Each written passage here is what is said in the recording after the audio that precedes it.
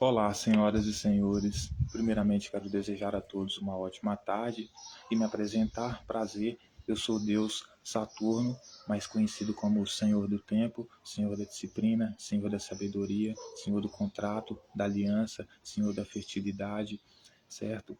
E Senhor da Ordem, Senhor do Caos, certo? E apressadamente, né? Ou seja, me apressar em dizer, né? Imediatamente me apresso em dizer que os deuses não existem, não existe Deus nenhum, que os deuses são apenas criação da nossa mente, da nossa imaginação, e que eles só existem de fato dentro da nossa mente, né? Se ele só pode, ele não tem autonomia, né? Porque ele não existe, né? Então, tudo que nós fazemos em nome de Deus ou falamos em nome de Deus, estamos falando em nome de nós mesmos ou fazendo em nome de nós mesmos, né? E eu preciso dizer isso para deixar para que a nossa conversa possa ser o mais racional possível, né? E eu estou aqui encarnando a entidade de Saturno porque eu estou atribuindo a mim mesmo, certo? Eu estou encarnando os atributos, as qualidades de Saturno, a personalidade de Saturno. Então, Senhor do Tempo, como sempre, porque eu te convido a fazer uma viagem no tempo no dia de hoje, que nada mais é do que ler os textos bíblicos. Isso é uma viagem no tempo, porque nós vamos agora procurar entender qual é o pensamento do autor de alguns milênios atrás, né? Então, isso é uma viagem no tempo. Senhor da Disciplina, por quê? Porque eu quero convidá-los a fazer essa análise, essa leitura, essa reflexão dos textos bíblicos comigo, comprometidos com a metodologia científica, né? Então, no sentido que nós mesmos, vamos analisar o objeto, certo? Para tirarmos as nossas conclusões, né? Do que aprendemos, do que podemos observar, né? E descartamos, a princípio, toda e qualquer interpretação que seja clerical, que seja tradicional, convencional, né, que ressignifica a imagem de Jesus, que é dito completamente o oposto sobre ele, né, na igreja, né? Então, para que nós possamos fazer uma análise mais racional, uma análise mais científica, mais independente, mais autônoma, né, a gente precisa de quê? De disciplina, né? Então, por isso eu encarno a disciplina. Encarno o contrato, a aliança. Por quê? Porque a partir desse momento eu quero estabelecer alguns termos e condições para a nossa análise, leitura e reflexão dos textos bíblicos. Esses termos e condições, esse contrato em que eu coloco sobre a mesa para que nós possamos acordar sobre ele, é que estaremos ao longo da nossa leitura, análise e reflexão completamente comprometidos com a verdade, com a lealdade, com a honestidade, com o único propósito e objetivo de procurar entender o que os autores dos textos bíblicos quiseram dizer, sem acrescentar ou retirar nenhuma vírgula, certo? Então eu encarno a persona do Deus Saturno não no sentido de que os deuses existem, mas no sentido de encarnar o seu arquétipo, o seu símbolo, o seu formato, né, simbólico, arquétipo, né, simbólico, etc. Certo? Então, dito tudo isso, eu quero convidá-los a tomar uma xícara de café. Convido a todos a tomar uma xícara de café, aqueles que aceitarem, que se sintam servidos. E como sempre, né, pessoal, não era uma coisa que eu falava aqui nos outros vídeos anteriores antes de começar a nossa análise, mas devido às circunstâncias em que eu estou vivendo, eu vou ter que falar, né? Hoje estou um pouco triste, né? Um pouco com medo, apavorado, né? Poderia dizer que estou em medo absoluto, em insegurança absoluta, embora eu more perto da casa, perto da Polícia Civil aqui, né? Embora eu seja um agente do Estado, né? Que contribui com o serviço de inteligência do Estado, por quê? Porque eu sou os olhos do Estado aqui no meu município, aqui na minha cidade, não só aqui, mas para o mundo, para as notícias da internet, para tudo. O meu dever é manter o Estado informado, é manter o Estado vivo, manter o Estado forte o máximo possível. Por quê? Porque o meu comprometimento com a sociedade é esse. Sem hierarquia, sem Estado, não tem sociedade, né? Então, por mais que você tenha tido todos os outros modelos diferentes do Estado no passado, como feudalismo, né? Tanto como o feudalismo, monarquia e agora a república, todos esses formatos, eles nada mais são do que a evolução humana, né, para a criação do Estado. Então, todos eles, em algum sentido, é um Estado, né? Já é um Estado, porque o Estado ele representa a hierarquia, a organização social, a ordem, né? E por isso eu sou um agente do Estado, eu defendo o Estado, né? E por defender o Estado, né, nós estamos vivendo uma vida um pouco conturbada, cheia de medos, por quê? Porque nessa batalha de facções criminosas, né, contra o Estado, né, a gente acaba se fudendo, né, a gente que está desarmado aqui, né? Então a gente anda com medo porque eles sempre identificam a gente, né, e querem nos censurar, querem nos calar, e assim, eu já perdi até no meu direito de ir e vir, porque a praça da minha cidade, onde eu frequento, já tem símbolos de comando vermelho lá. Então, assim, já não sinto mais seguro em ir e vir na minha cidade, em praticar o que eu mais gosto de fazer, que é dança, na praça da minha cidade, que eu fazia, né? Então, assim, o lugar onde essas facções entram, os parques, né, que são lugares das crianças, das pessoas que praticam atividade física, que praticam arte, e esses lugares passam a ficar vazios e frequentados apenas por essas as pessoas vinculadas a essas facções, né? Então, assim, eu me sinto um pouco inseguro, né? Não um pouco, mas totalmente, né? Então, eu preciso desabafar isso aqui. Por quê? Porque isso não é normal, né? Não é normal. E a gente acredita, pessoal, a gente não só acredita, mas tem certeza que nenhuma dessas facções, por mais forte que elas sejam, elas não têm condição de combater o Estado, né? Por quê? Porque nós não somos, o Estado não é só uma pessoa, o Estado é a população, né? Então por isso o Estado ele não faz mal a ninguém, porque o Estado ele é uma abstração, o Estado carrega só um significado simbólico, é só um monte de pedra. Se não tiver seres humanos lá, não existe Estado. Então, por isso eu defino as instituições, né? O problema não é a instituição polícia militar, é alguns militares. O problema não é o STF, talvez alguns que estão lá, né? E eu digo isso por quê? Porque a gente às vezes sofre por defender essas instituições, né? Sofre muito, né? Então, por isso eu queria trazer essa reflexão aqui e deixar esse desabafo aqui, porque tudo que nós devemos preservar é pela segurança, né? E dizer que, embora eles não tenham poder nenhum contra o Estado, porque nós somos muito maiores, muito mais inteligentes, muito mais sagazes, né? Muito mais eficazes, né? Somos melhores para o trampo, a gente ainda fica com medo, por quê?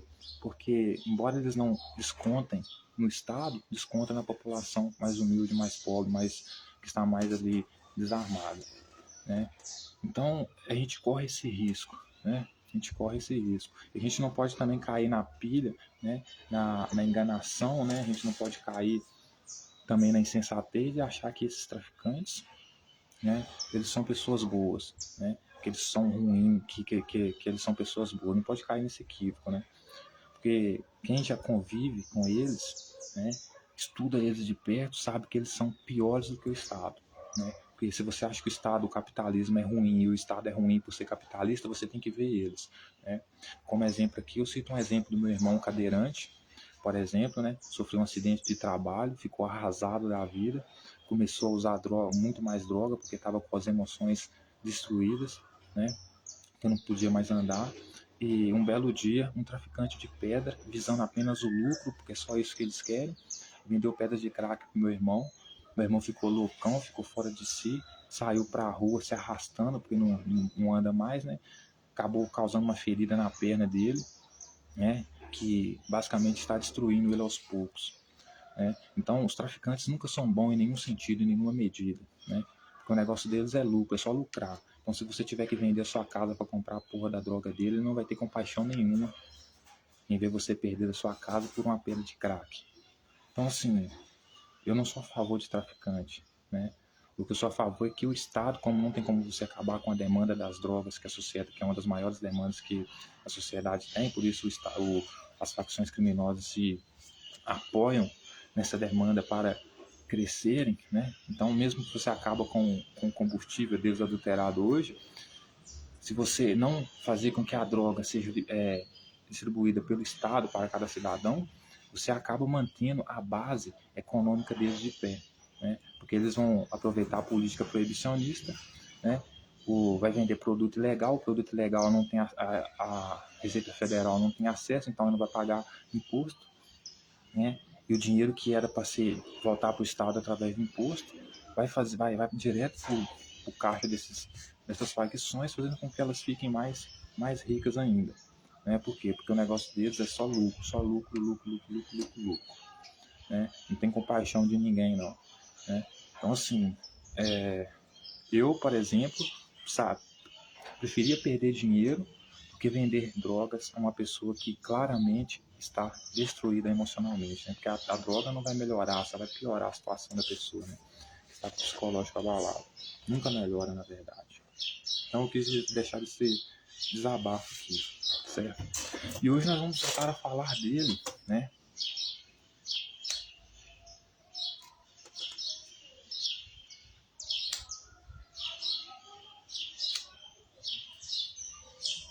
Vamos voltar a falar dele, daquele que nós chamamos de terrorista, que eu chamo de terrorista aqui, chamado Jesus. Vamos continuar a nossa leitura, análise e reflexão no livro de Mateus, né?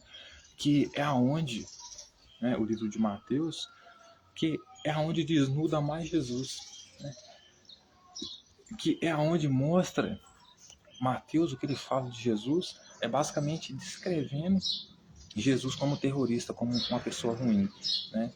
Ele rasga, joga no lixo toda aquela imagem ressignificada que a igreja faz dele, do Jesus bonzinho, que ajudava os pobres, etc. e tal. Mateus conta por detalhes as maldades de Jesus por trás de cada ação dessa, né, que a gente conhece como solidário. Ou seja, ele era solidário, né, mas para quê? Para que as pessoas, não é aquela solidariedade humana, né, de querer ajudar o próximo, né, mas ele ajudava porque ele queria recrutar pessoas para o movimento terrorista dele e comprometer a vida dessas pessoas, né, fazer com que essas pessoas lutassem e morressem pelos objetivos dele.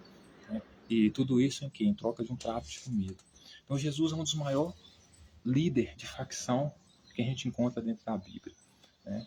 E Rio de Janeiro hoje está nessa situação de tão terrível, né? De brigas entre facções, de surgimento cada vez mais de facções, né? Não é à toa, né? Não é à toa que tem aquele Cristo Redentor lá, né? Porque onde Jesus está, o barquinho que Jesus está, meu filho, pode saber que ali tem terrorista, ali tem gente, não tem boa gente não, né? Então, hoje a gente vai falar dele, né? Jesus Cristo, o cara da Bíblia, né? O cara que queria matar judeus, né? Que queria trazer o holocausto para os judeus, né? Caso os judeus não se arrependessem dele, se arrependessem diante dele, né? Queria trazer o holocausto, matar todo mundo, todos os judeus que não gostassem dele, que não aceitassem ele. Então, se isso não for terrorismo, eu não sei o que é terrorismo, né? Então, hoje nós vamos continuar, senhoras e senhores, lá em Mateus, a partir do capítulo 9, né? Dando continuidade, então, o capítulo começar falando a respeito da ressurreição da filha de Jairo. A ressurreição aqui não tem nada a ver com o morto que está morto biologicamente considerado.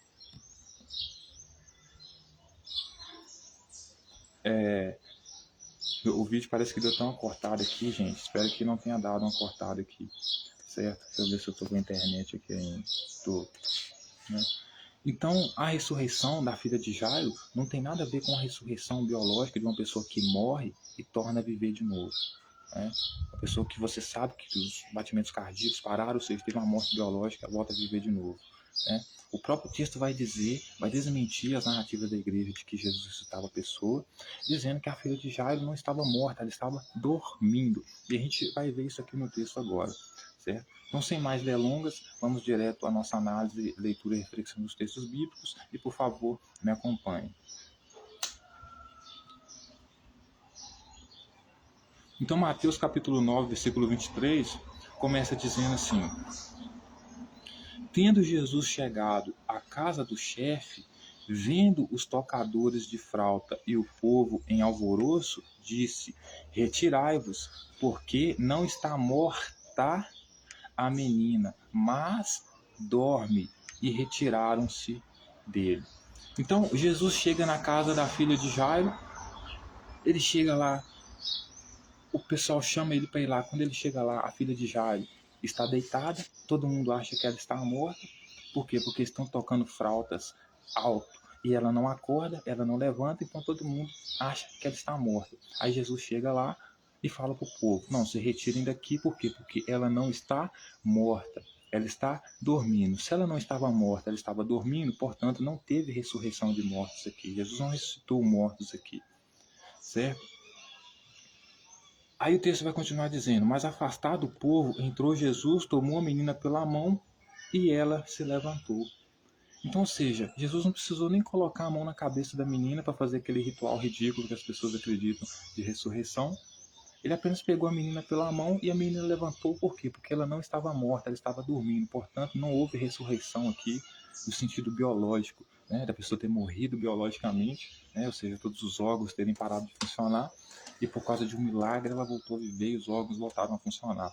Não tem nada a ver com isso, porque nem morta a menina estava dormindo. Aí, mesmo que o barulho da flauta estava sendo alto, a menina não acordou porque não queria. Talvez era um bando de evangélicos chatos que chegou na porta da casa dela lá, junto com a multidão para poder orar lá e cantar lá. Queria que ela fosse para o meio do povo. Ela tacou o travesseiro na cabeça, fingiu que não ouvia. E porque ela não levantou, fechou os olhos, resolveu não abrir os olhos mais para não fazer parte daquela cantaria, né? Aí o pessoal achou que ela estava morta. Mas Jesus disse que ela não estava morta. Ela estava dormindo. Portanto, não houve ressurreição aqui da filha de Jairo. E nem de ninguém, né? A ressurreição que tem outro sentido, né? Morto porque a pessoa é pecador, não morto porque ela morreu biologicamente, né? Mas afastado do povo, entrou Jesus, tomou a menina pela mão e ela se levantou. E a fama deste acontecimento ocorreu por toda a terra. Então, toda a terra ficou sabendo que o povo estava lá chorando, alvoroçado, achando que a menina estava morrendo, tocando flauta alta para ver se a menina levantava. E a menina levantava. Aí chegou um camarada lá chamado Jesus, disse que ela não estava morta, que ela estava dormindo, e provou isso pegando ela pela mão e levantando ela. Certo? Então toda a cidade ficou sabendo disso. Isso foi um boato famoso dentro da cidade. Certo? Ou seja, que não acontecera ressurreição nenhuma. Que a menina que estava dormindo, que a menina que foi dita que estava como morta, estava apenas dormindo. Certo? Aí a cura de 2 cegos também, né? Partindo Jesus dali, seguiram-no 2 cegos, clamando: tem compaixão de nós, filho de Davi.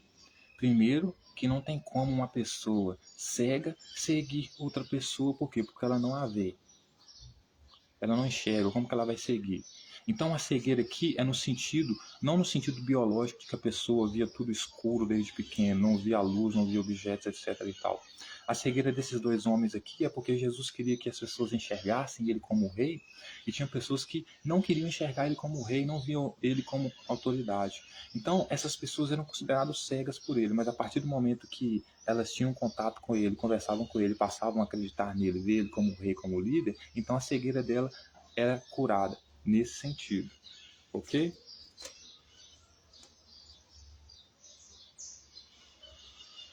Então, partindo Jesus dali, seguiram 2 cegos, clamando: tem compaixão de nós, filho de Davi. Certo?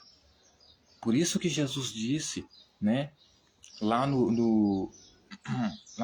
na cura do paralítico em Cafarnaum, né, que não foi cura nenhuma ali, que ele não curou ninguém ali, a gente já viu isso nos textos anteriores. Ele diz o quê? Que eu não vim para os sãos, eu vim para os doentes, se referindo aos pecadores. E disse o que mais, né? Disse que ele não veio, ele queria o quê? Misericórdia. Ou seja, ele queria que as pessoas ali pedissem misericórdia a ele, pedissem a ele que tivessem compaixão delas, que ele não vinha trazer holocausto sem misericórdia. Por isso que ele estava sentando com os pecadores ali, certo? Então é a mesma coisa que está acontecendo aqui. 2 pessoas cegas correm até Jesus, pedem ele para que ele tenha compaixão delas. Por quê? Porque Jesus pretende matar elas porque elas não aceitam ele, até então são consideradas cegas por ele, porque não o vê como líder. Então Jesus pretende matar ela, por isso que ele diz que manda comprar espada, né, vender a capa para comprar espadas, que vai matar até mulher grávida no dia da vinda do Filho do Homem, etc e tal, atacar fogo no joio, etc e tal. Certo? Então, a cura desses dois cegos aqui era o quê? Jesus perdoar eles, ter compaixão deles. A cura deles aqui era fazer porque o fato deles enxergarem Jesus como rei deles, isso significa o quê? Que Jesus então iria ter compaixão deles. Por quê? Porque eles já passaram a aceitar Jesus como o rei deles e enxergar Jesus como o rei deles. Então, a cura desses cegos aqui é nesse sentido, no sentido de Jesus ter compaixão deles. Então, eles pediam para Jesus: tenha compaixão de nós, filho de Davi. Tendo ele entrado em casa, aproximaram-se os cegos e Jesus lhe perguntou: credes que eu posso fazer isso? Responderam: sim, Senhor. Então Jesus entra em casa e pergunta para os cegos que estão na porta de sua casa: vocês acreditam? Quando eles aproximam de Jesus, Jesus pergunta para eles: vocês creem, ou seja, vocês acreditam que eu posso fazer isso? Fazer isto o quê? Curar a cegueira dele ou ter compaixão dele? Porque o que eles estavam pedindo? Para curar a cegueira deles ou para ter compaixão deles? Ter compaixão deles, certo? Então Jesus pergunta para eles: vocês creem que eu posso fazer isso que vocês estão pedindo? E o que eles estavam pedindo? Para terem compaixão deles, não para curar a cegueira deles, porque eles não eram cegos biologicamente falando, certo? Aí eles vão responder para Jesus: responderam-lhe: sim, Senhor. Então lhes tocou os olhos, dizendo: faça-se-vos conforme a vossa fé. Então, ou seja, Jesus tocou o olho deles no sentido de que abriu os olhos deles para que eles passassem a enxergar Jesus como o líder deles, como o rei deles, como o filho do homem, como o cara que vai trazer o terror absoluto, que as pessoas inclusive vão até desmaiar de terror, como ele diz, né? Então ele vai e toca o olho deles, ou seja, faz com que eles passem a enxergar ele como o mestre deles, né? E dizendo: faça-lhes conforme a vossa fé, ou seja, faça então, agora que vocês já estão me vendo como seu mestre, faça conforme o que vocês acreditam, certo? Porque a fé é isso, acreditar sem ver, né? Sem ter provas, né? Acreditar cegamente, né? Aí o texto vai dizer: e abriram-se-lhe os olhos, ou seja, passaram a enxergar Jesus como o rei deles, como o mestre deles, como o rei dos judeus. Por isso, pediam misericórdia para ele. Por quê? Porque eu tinha medo dele punir eles, né? Então, abriram-se os olhos, Jesus, porém, os advertiu severamente. Jesus advertiu eles severamente, dizendo: acautelai-vos, ou seja, tenham cuidado, tá? De que ninguém o saiba. Saindo eles, porém, divulgaram-lhe a fama por toda aquela terra. Então, de novo, Jesus não curou um cego de forma biológica. Os cegos aqui eram as pessoas que não enxergavam ele como o rei, mas agora passaram a enxergar ele como o rei.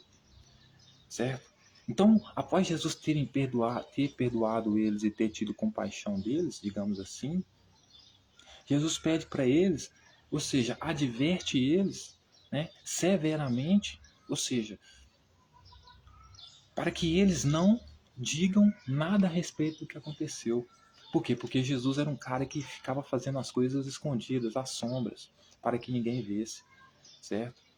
Então ele não queria que os discípulos não, que aqueles cegos ali saíssem depois que estavam curados da sua cegueira, ou seja, passaram a ver Jesus como o filho do homem, ou seja, aquele que vai tocar o terror. Não era para eles saírem por ali falando isso. Mas aí o texto vai dizer que mais uma vez a fama de Jesus se espalhou. Por quê? Porque eles falaram. Então, ou seja, mais duas pessoas começaram a falar sobre aquelas terras, aquelas cidades, que o filho do homem estava ali, que ele ia atacar o terror, que ele estava inclusive perdoando pecado, revertendo a lei, a ordem, né?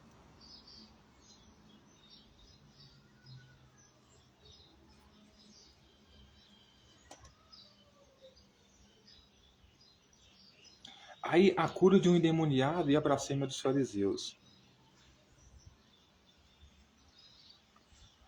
Ao retirarem-se eles, foi-lhe trazido um mudo endemoniado.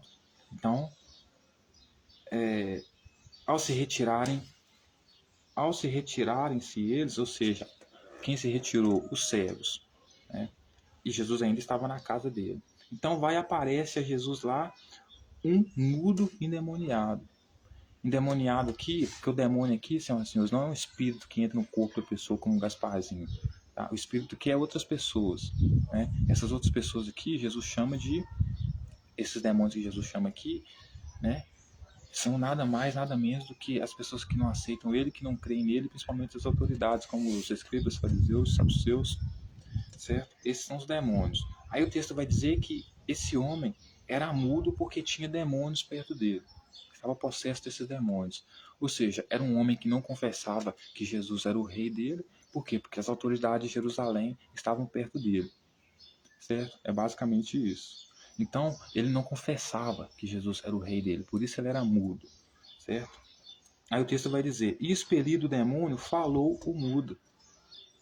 Então, o mudo começou a falar com Jesus. Ele não falava com Jesus porque os demônios estavam perto dele. Os demônios são quem? São as autoridades de Jerusalém, de Judá e de Belém e todos os outros povos que não seguem ele. Esses são os demônios. Por isso os demônios são descritos como multidões, né? Nós somos como multidões, né? Expelido o demônio, falou mudo, e as multidões se admiravam, dizendo, jamais se viu tal coisa em Israel. Mas os fariseus murmuravam, pelo maioral dos demônios é que ele expele os demônios. Então os fariseus consideravam, como Jesus expulsava demônios em nome do Pai dele, que era o Espírito Santo, que era o Deus dele, para os fariseus, né, esse Espírito Santo aí, que era o Pai de Jesus que gerou ele, era o demônio. Então quando Jesus expulsava eles, né, fariseus, que são os demônios, de perto do muro, eles vão e falam. Ele está expulsando nós, chamando nós de demônios, em nome do maioral dos demônios, que é o pai dele. Por quê? Porque Jesus considerava eles demônios, fariseus e os que não seguiam ele demônios, por isso espíritos imundos, e consideravam, e os fariseus, escribas, consideravam Jesus como espírito imundo, como demônio também. Certo? Portanto, ele e o pai dele.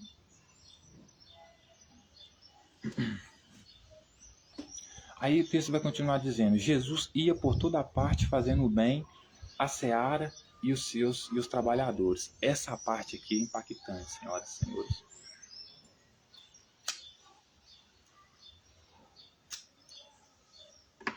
Uma das partes mais impactantes dos textos. Porque olha só o que ele vai dizer. Jesus ia por toda parte fazendo o bem, entre várias aspas aqui, porque esse bem dele aqui eu não queria, creio que você também não ia querer, a seara e os trabalhadores, né? A seara aqui pode ser um campo produtivo, né? Se referindo ao próprio povo, um campo que foi semeada a semente, ou seja, semeado a doutrina de Jesus. Então, o texto vai continuar dizendo assim, e percorria Jesus todas as cidades e povoados, ensinando nas sinagogas. Então, veja, o que Jesus ensinava? Ele ensinava que as pessoas tinham que se arrepender e pedir perdão para o pecado delas, né, a ele. Então Jesus percorria todas as cidades, indo em todas as sinagogas, pregando o evangelho do reino e curando toda sorte de doenças e enfermidades. Então Jesus não podia ver uma sinagoga, não podia ver uma cidade, que ele tinha que entrar naquela cidade e pregar o evangelho dele, o reino dos céus dele. Que nada mais era do que convencer as pessoas a abandonar a tradição antiga delas, de matar animais para perdão de seus pecados e colocarem ele como Deus absoluto, acima da lei, acima da tradição deles, então, portanto, pedindo a ele perdão pelo pecado delas. Então, ele tinha a audácia, né? Ele tinha esse comportamento dele, né? De entrar no ambiente dos outros para espalhar a doutrina dele, como se fosse certa, a correta, mudando a lei e a ordem dos povos, e aqueles que não aceitassem, então ele ameaçava de punição, né? Aí, olha só o que o texto vai dizer. Vendo ele as multidões, qual multidões? Aquelas multidões que seguiam ele, compadeceu-se delas, ou seja, teve dó, compaixão delas, porque estavam aflitas e exaustas, como ovelhas que não têm pastor. Então, as multidões que seguiam Jesus, que procuravam ele, né? O próprio Jesus vai dizer que ele ficou com dó delas, Mateus vai dizer que ele ficou com dó daquelas multidões, porque elas estavam aflitas. Por quê? Porque Jesus ameaçava muito, então as multidões ficavam aflitas. Por quê? Porque elas tinham que escolher, ou elas ficavam do lado das autoridades legítimas da época, ou elas ficavam do lado de Jesus. Se elas ficassem do lado de Jesus, as autoridades matavam elas. Se elas ficassem do lado das autoridades, Jesus ameaçava elas de morte. Então elas ficavam aflitas e exaustas, como ovelhas que não têm pastor. Então elas ficavam exaustas por quê? Porque seguiam Jesus por todo lugar que ele ia. Então Jesus era ocupado por elas estarem aflitas, Jesus era ocupado por elas estarem exaustas, porque ao seguirem ele mesmo notou que elas estavam como se fosse uma ovelha sem pastor. Porque era isso que ele era para aquela multidão, né? A multidão que seguia ele, que abandonava a família, como ele dizia, que ia abandonar a família, abandonar tudo para seguir ele, era uma multidão que era triste, aflita, porque estava seguindo ele, e era uma multidão como uma multidão que não tinha pastor, porque ele podia ser qualquer coisa, menos pastor. Um pastor que compromete as suas ovelhas, os seus seguidores, à exposição de terror, né? A exposição de conflito, né? Como ele expunha, não pode ser um bom pastor. Então, de fato, as pessoas que seguiam Jesus, elas eram aflitas, elas eram exaustas porque viviam com medo por causa de Jesus e, portanto, eram como ovelhas que não tinham pastor. Elas eram como ovelhas que não tinham pastor. Então, era tudo que Jesus era para elas, certo? Um mau pastor.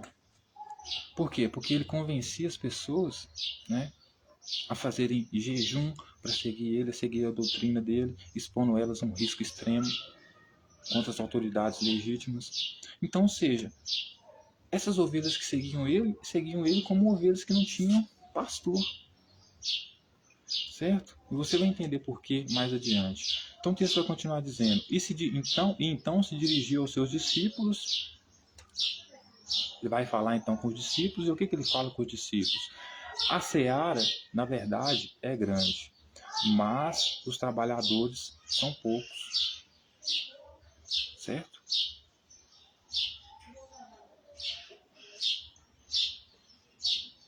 Ele vai dizer o seguinte, eu estou olhando para a multidão, é isso que ele está dizendo, eu estou olhando para a multidão, estou vendo que a multidão está me seguindo, mas eu não estou sendo um bom pastor para elas, porque elas andam exaustas, elas andam aflitas. Por quê? Porque eu as deixo aflitas, eu as deixo exaustas, por causa do que eu imponho sobre elas, certo? Então ele olha para os discípulos dele e se dirige aos discípulos dele dizendo, a seara é grande, ou seja, se referindo àquela multidão. Essa multidão aqui é como um campo que eu semeei a minha semente. É um campo que está produzindo a minha semente, ou seja, produzindo a minha doutrina, produzindo meus ensinamentos.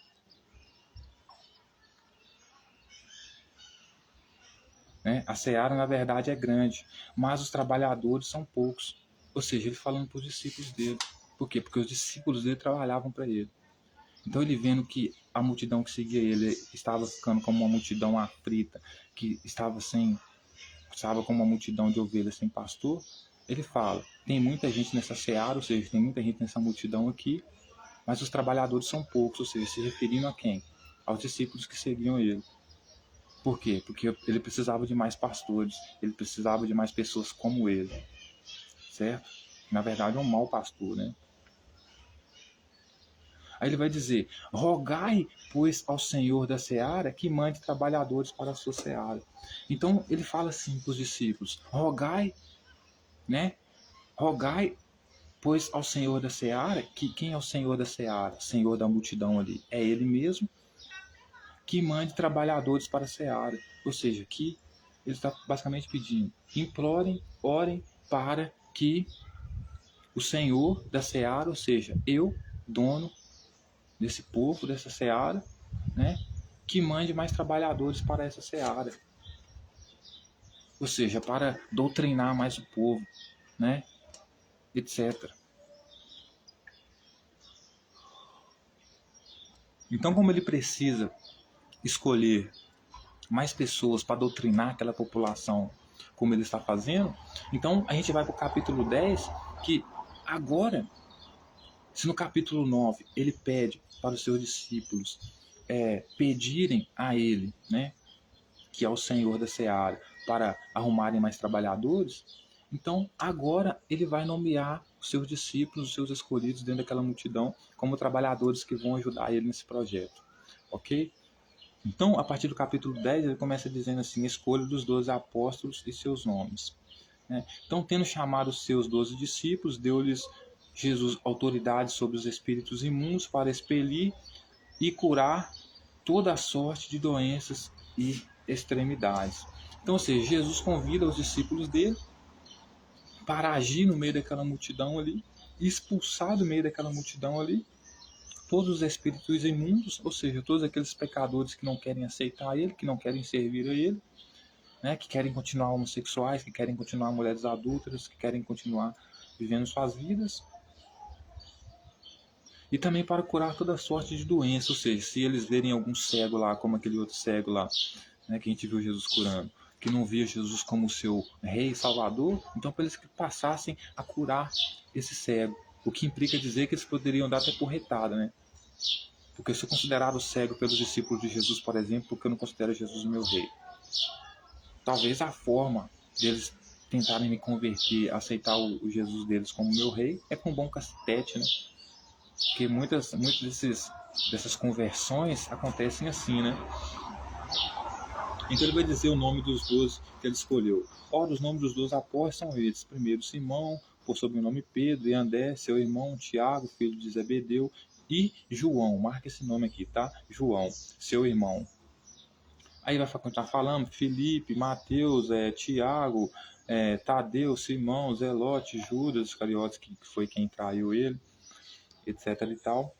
Aí ele vai dizer as instruções agora para os 12. Então ele precisava arrumar mais trabalhadores para convencer aquela multidão a seguir ele, né? Então ele escolhe os 12 discípulos, certo?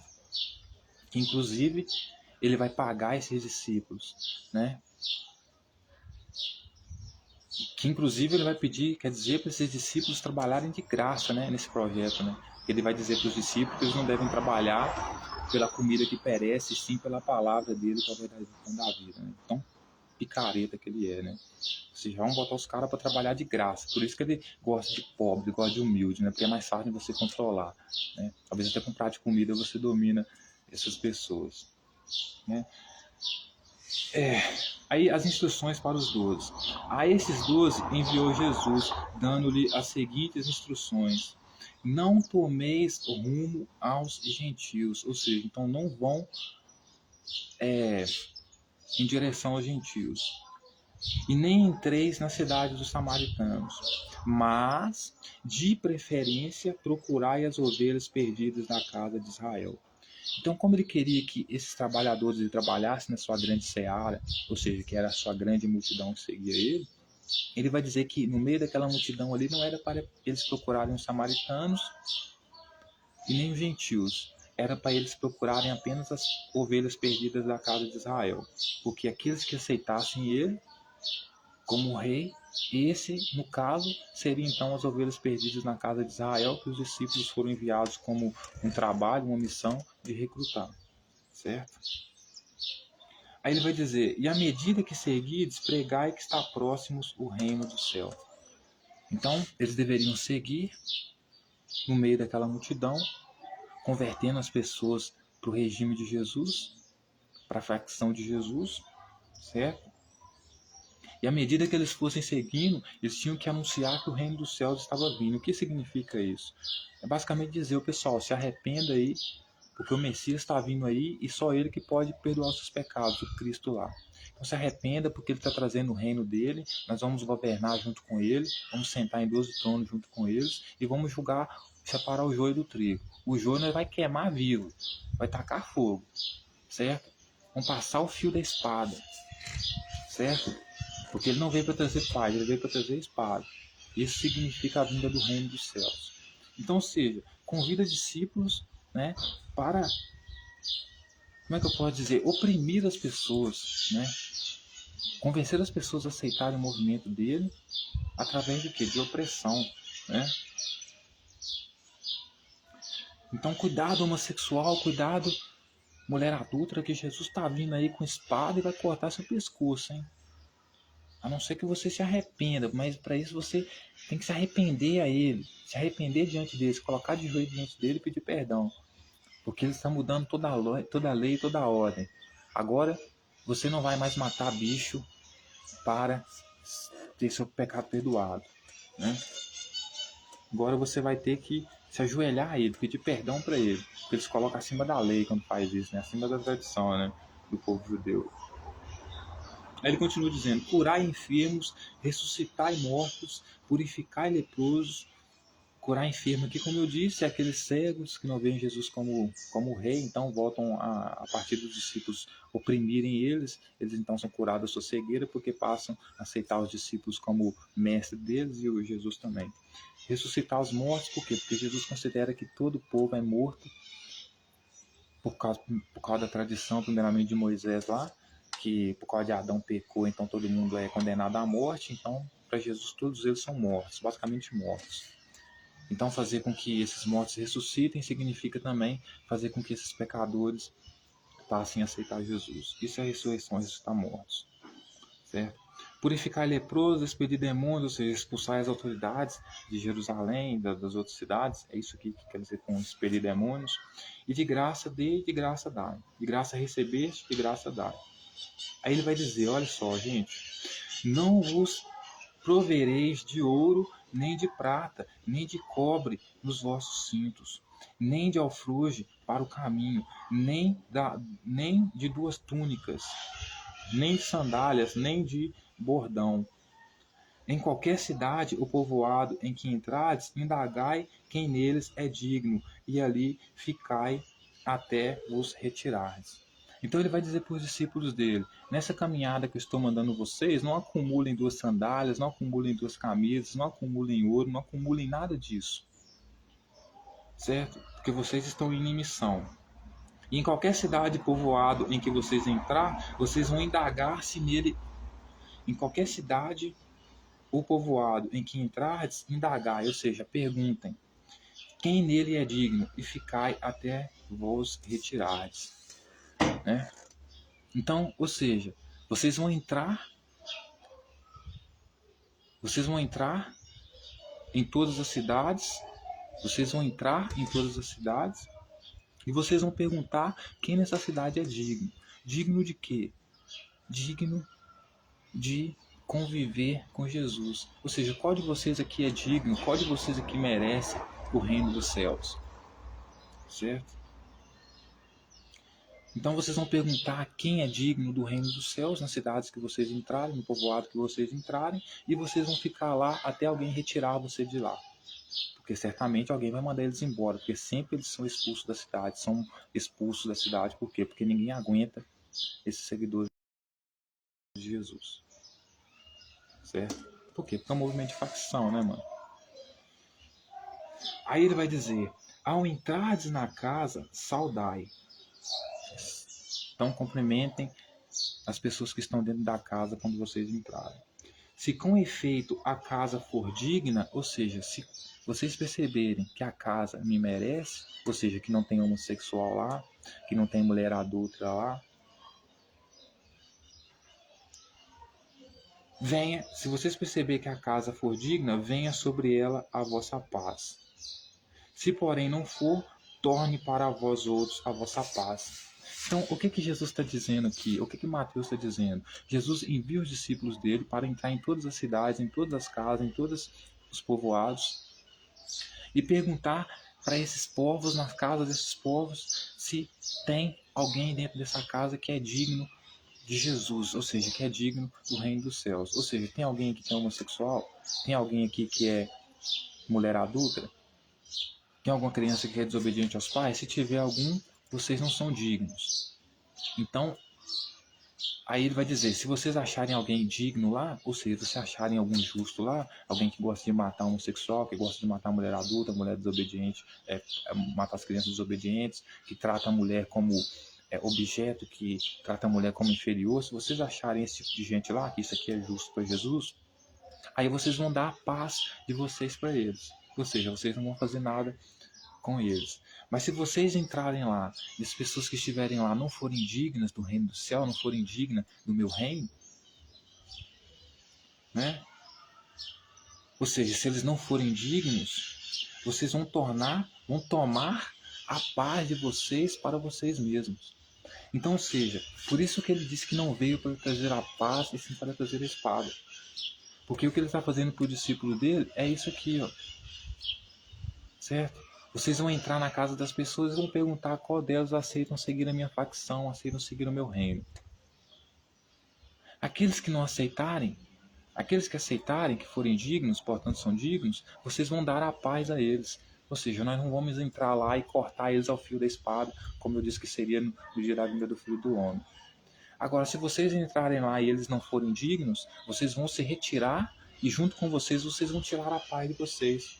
Por quê? Porque segundo Jesus, quem ia decidir quem ia morrer e quem ia viver, era ele e os discípulos dele. Por isso eles eram facção. E quem ia morrer era quem não aceitasse ele. E quem ia viver era quem se submetesse a ele. Certo?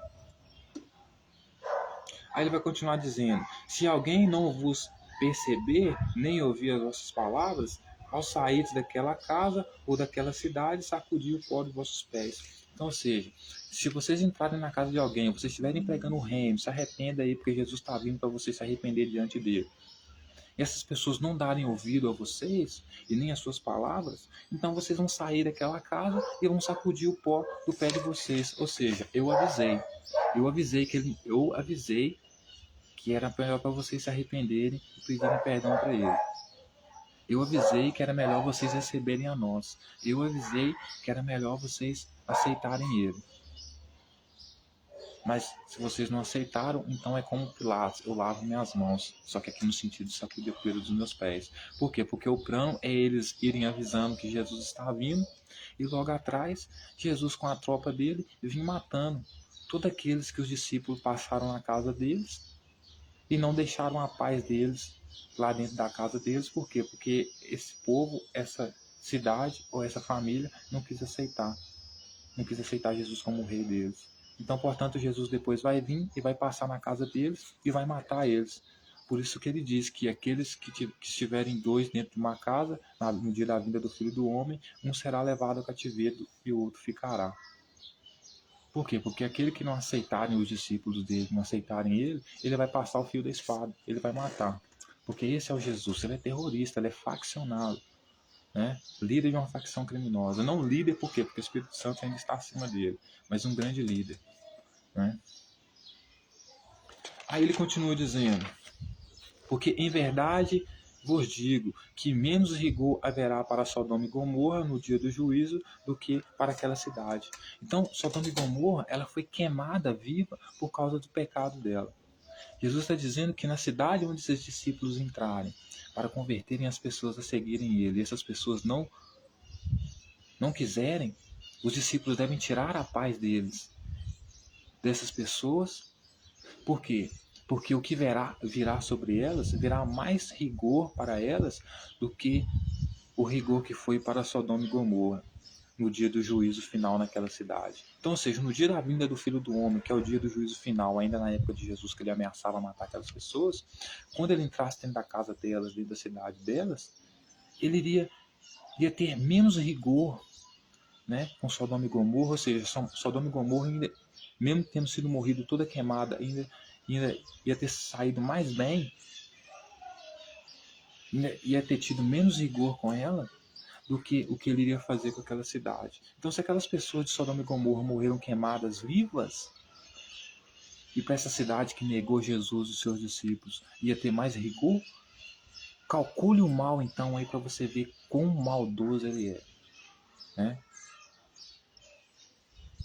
Aí ele vai dizer, aí agora, senhoras e senhores, vocês vão ver, né, em detalhes como ele era um líder de uma facção, como ele era mau, tão mal, mas tão mal, que ele vai chegar a dizer que ele vai enviar os seus seguidores para o meio de lobos, como ovelhas para o meio de lobos. Ou seja, ele é um péssimo líder. Por isso a multidão que segue ele é uma multidão que, mesmo ele se colocando como pastor dela, é uma multidão que anda aflita e com medo. Por quê? Porque você ter um pastor como ele é como se não tivesse pastor. Porque um pastor que envia suas ovelhas para meio de lobos, ele não é um bom pastor. Então, Jesus é um mau pastor, pelo menos segundo Mateus. Certo? Aí ele vai dizer agora admoestações, né? As admoestações. Eis que vos envio como ovelhas, ou seja, os discípulos como ovelhas para meio de lobos. Sede, portanto, prudentes como as serpentes e simples como as pombas. Então, ele está dizendo, ele está enviando os discípulos dele para outros povos, outras cidades, para encher o saco das pessoas na casa delas, e acaba dizendo que ele está enviando os discípulos como ovelha para meio de lobos. Eu acho que é o contrário. Porque quem vai causar a matança aqui é quem? São seguidores de Jesus, é Jesus. Então o certo seria Jesus dizer: eu estou enviando lobos para a casa de ovelhas. Porque é isso que está acontecendo de fato. Porque os discípulos que vão causar a matança de quem não aceita eles, não aceita Jesus. Jesus que vai causar a matança de quem não aceita ele. Então quando eles mandam os discípulos para a casa dessas pessoas, é o contrário. Não é os discípulos que são ovelhas e estão indo para a casa de lobos. Na verdade, são eles que são os lobos e estão indo para a casa das ovelhas. Por quê? Porque são inofensivos aqui nesse sentido, né? Não vão conseguir se defender. Né? Aí ele vai dizer: acautelai-vos dos homens, porque vos entregarão aos tribunais e vos açoitarão nas suas sinagogas. Ou seja, eles vão ser entregues para os tribunais porque eles estão invadindo as sinagogas dos outros para levar as doutrinas deles, levar o ensinamento de Jesus que nada tem a ver com aqueles povos. Ainda mais ter que obrigar o povo a abrir mão da sua tradição de matar bicho para perdão dos pecados, para colocar um homem lá como Jesus, para pedir perdão dos pecados para esse homem Jesus, como se ele fosse acima da lei, da tradição dos povos. Porque é isso que a facção faz, né, mano? Então ele vai dizer: acautelai-vos dos homens, porque vos entregarão aos tribunais e vos açoitarão nas suas sinagogas. Então, eles vão açoitar vocês nas suas sinagogas? Errado, porque essas sinagogas que vocês estão não são suas. Não é porque Jesus falou que vocês iriam passar andando em todas as sinagogas, pregando o evangelho do reino dos céus, porque ele promete que ele é dono de tudo, que as sinagogas que vocês entrarem são suas. As sinagogas que vocês estão entrando são dos outros povos, não são suas, vocês são invasores. Então por isso vocês serão entregues aos tribunais. Vocês serão entregues aos tribunais por quê? Porque vocês, além de ameaçar os povos, vocês ainda entram na sinagoga, invadem a sinagoga deles e pervertem a ordem, pervertem a doutrina deles, a cultura deles, a tradição deles. Certo? Aí ele vai dizer: por minha causa serei levados à presença de governadores e de reis para lhes ouvir de testemunho a eles e aos gentios. Então, seja, um bom pastor que envia suas ovelhas, segundo ele, os discípulos dele são ovelhas. Podem ser ovelhas para ele, porque são submissas a ele, mas para o povo eles são lobos. Então, ele envia os discípulos dele basicamente para serem mortos, porque esse vai ser o resultado, né? Então, por minha causa, vocês serão levados à presença de governadores e reis para lhes servir de testemunho, e eles aos gentios. Então, os textos aqui, gente, é como se fossem testemunhas. Ou seja, o livro de Mateus aqui é como se Mateus fosse pego naquele movimento criminoso, e Mateus agora estivesse dando testemunho de como era andar com Jesus e descrevendo quão criminoso ele era. Né? Então, o próprio Mateus diz que qualquer que andasse com Jesus ele seria levado à presença de governadores e de reis por causa de Jesus. Então, se Jesus está no seu barquinho, meu amigo, cuidado que pode cair bomba nele. Lembre-se da Venezuela, os traficantes no barquinho, explodiu tudo. Porque quem está no barquinho com Jesus, quem está no barquinho que Jesus está, pode ter certeza que os governadores, as autoridades vão vir atrás.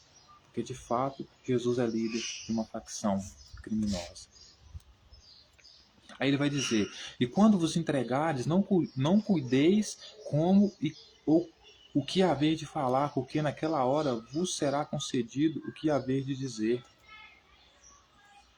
Visto que não sois vós o que falais, mas o Espírito de vosso Pai a quem fala em vós. Ou seja, piorou. Se é o tal do Espírito Santo que vai falar por eles, piorou. Aí que eles têm que arrumar, então, algum advogado melhor. Por quê? Porque o próprio Espírito Santo é considerado o maioral dos demônios, o inimigão, o inimigo. Então eles não podem, o Espírito Santo, o Pai de Jesus, não pode salvar essas pessoas, mas ele mente descaradamente dizendo que pode. Por quê? Porque ele é líder de uma facção, para ele nada mais importa do que o lucro, do que ter o objetivo alcançado. Mesmo que os seus morram da forma mais trágica possível, seja preso e aconteça todo tipo de coisa ruim. Certo? Aí ele vai dizer: um irmão entregará à morte outro irmão, e o pai ao filho. Ou seja, um irmão entregará à morte o outro irmão, e o pai o filho. Ou seja, é basicamente isso que ele está fazendo.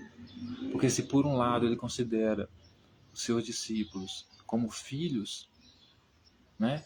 Porque é basicamente isso, né? E ele manda os seus discípulos para morrerem nessa guerra, né? É exatamente isso que ele está fazendo. Entregando os discípulos dele, que são como o irmão dele também, à morte. Ele tendo o Deus dele, o Espírito Santo, como pai dele, como pai dos discípulos, é um líder de uma facção que está entregando os seus próprios seguidores à morte. Então ele vai dizer: um irmão entregará à morte outro irmão, e o pai ao filho. Ou seja, ele sendo o pai dos discípulos, mandando os discípulos fazerem isso, tudo que eles estão fazendo, ele está sendo esse mesmo personagem que ele está descrevendo aqui. Um pai que entrega ao filho à morte.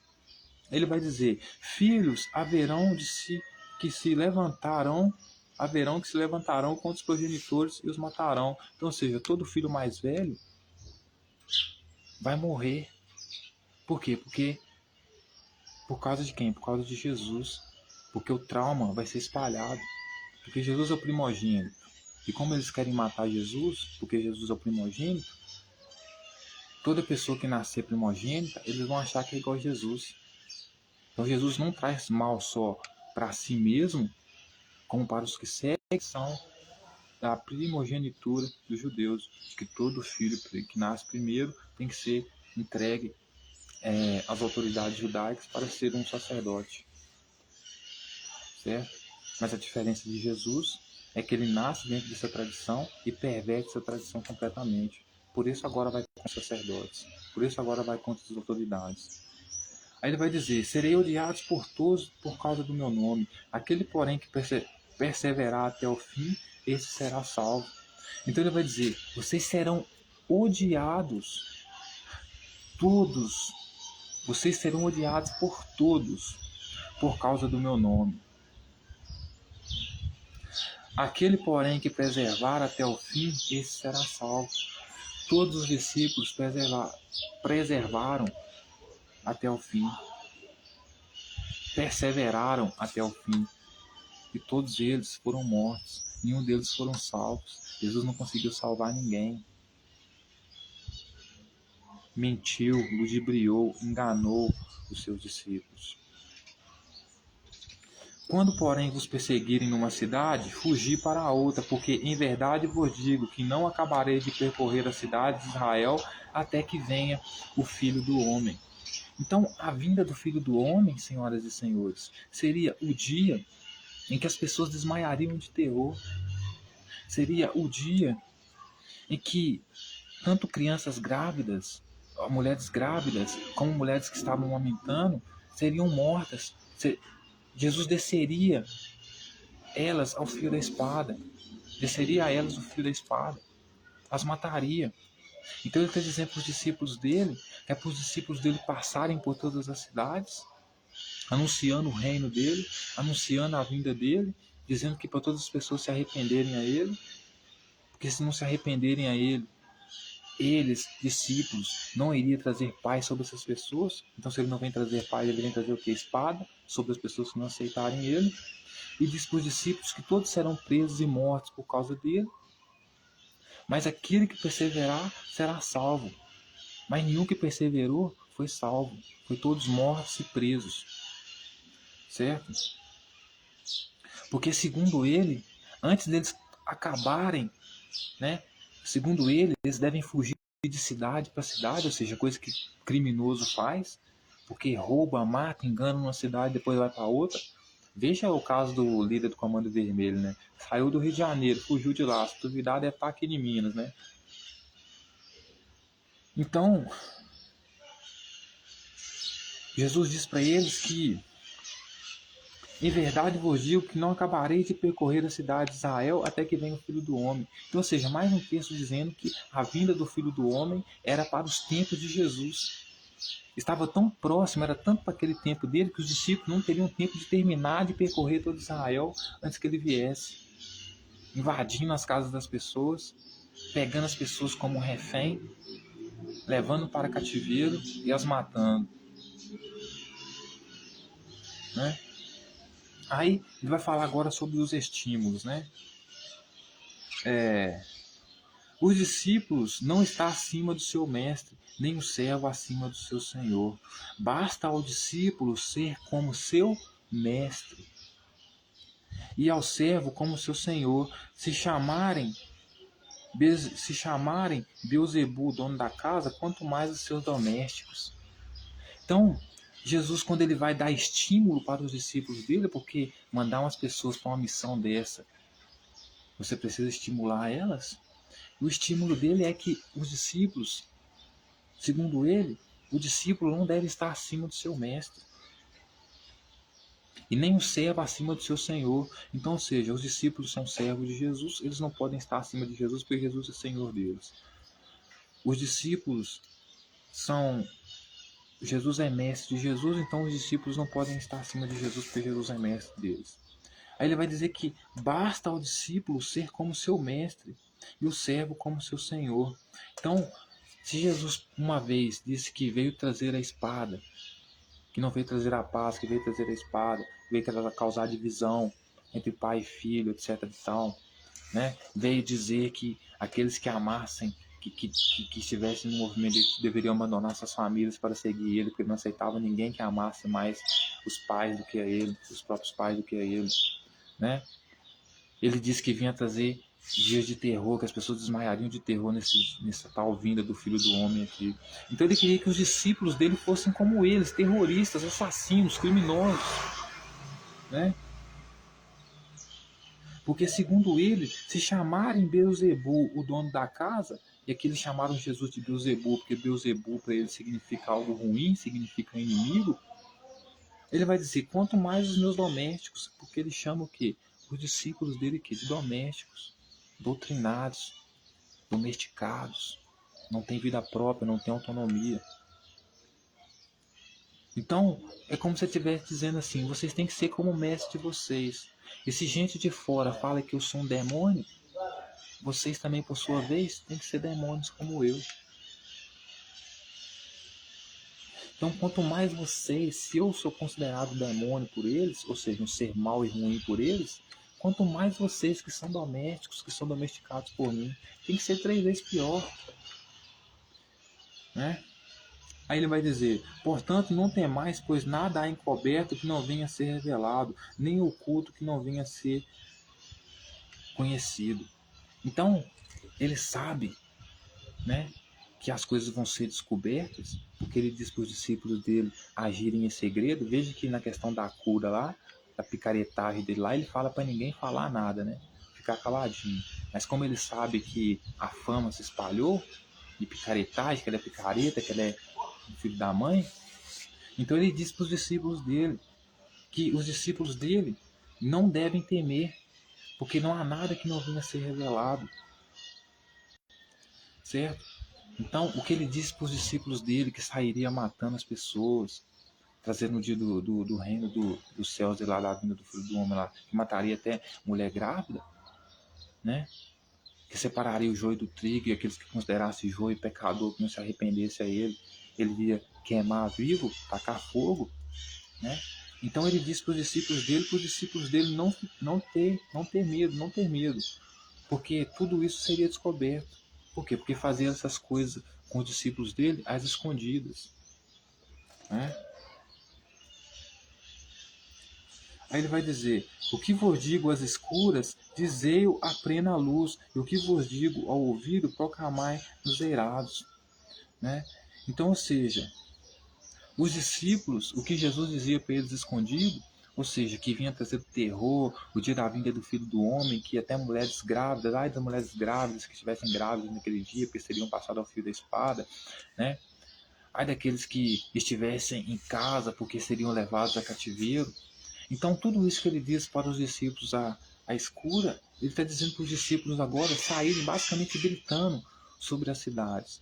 Justamente por quê? Porque ele pretende fazer isso antes que os discípulos acabem de rodar a cidade de Israel, avisando isso. E ele diz para eles pularem de cidade em cidade, por quê? Porque à medida que eles vão falando isso, as pessoas vão ficando apavoradas e vão tentar o quê? Matar eles, né? Então, ou seja, tudo isso era para a época dele, era para aquele momento dele. O que Mateus está fazendo aqui é nada mais dando testemunho do que aconteceu na época dele, assim como Apocalipse aconteceu na época de João ali. Não tem nada para o futuro, certo? Para o dia de hoje. Aí ele vai dizer: não temais os que matam o corpo e nem podem matar a alma, temei antes aquele que pode fazer perecer no inferno tanto a alma como o corpo. Então ele está dizendo assim: não tenha medo das autoridades que vão julgar vocês por causa desse plano terrorista que vocês estão tendo, junto comigo, porque é isso. Porque vocês não devem temer a autoridade, mas sim temer o Espírito Santo, né? Porque o Espírito Santo, o líder da gangue de Jesus, é o que pode matar eles e mandar eles para os infernos, né? Ou seja, inferno aqui, sepultura, né?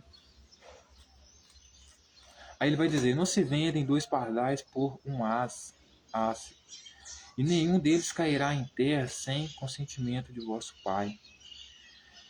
Então ele vai dizer: nenhum deles cairão por terra sem consentimento do vosso Pai. Por quê? Porque ele está convocando os discípulos para a guerrilha, para matar, e ele está basicamente justificando as mortes que aqueles discípulos causaram. Então, ou seja, podem matar à vontade, é basicamente isso que ele está dizendo.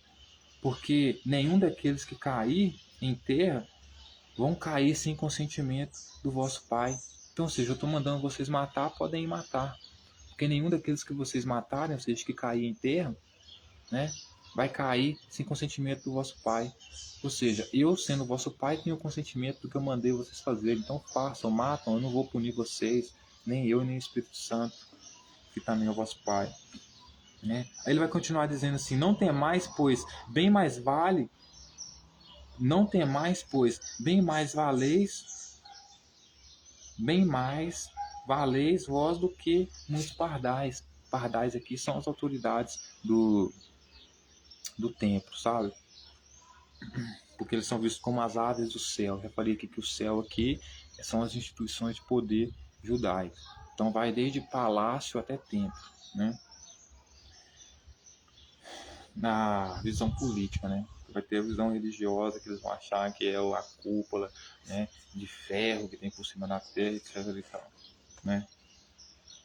Ele vai dizer: portanto, todo aquele que me confessar diante dos homens, também eu confessarei diante do meu Pai que está nos céus. Mas aquele que me negar diante dos homens, também eu negarei diante do meu Pai que está nos céus. Quem que é os homens que eles estão falando aqui? Né? São as autoridades de Jerusalém, de Judá. Então, ou seja, como ele sabe que muitos vão negar ele, né, diante das autoridades, como Pedro fez, né? Aí ele vai dizer: se você negar eu diante das autoridades, eu vou negar você diante do meu Pai. Se você me aceitar diante das autoridades, eu vou aceitar você diante do meu Pai. O que é também um recado para quem? Para Pedro, que no final das contas vai negar ele diante das autoridades. Né? Então Jesus está basicamente dando um recado: Pedro, eu também vou te negar você no dia que eu vou trazer o reino do céu. Só que não vai negar nada, por quê? Porque ele vai morrer, não vai conseguir nem concluir o plano dele. Vai ser morto. Né?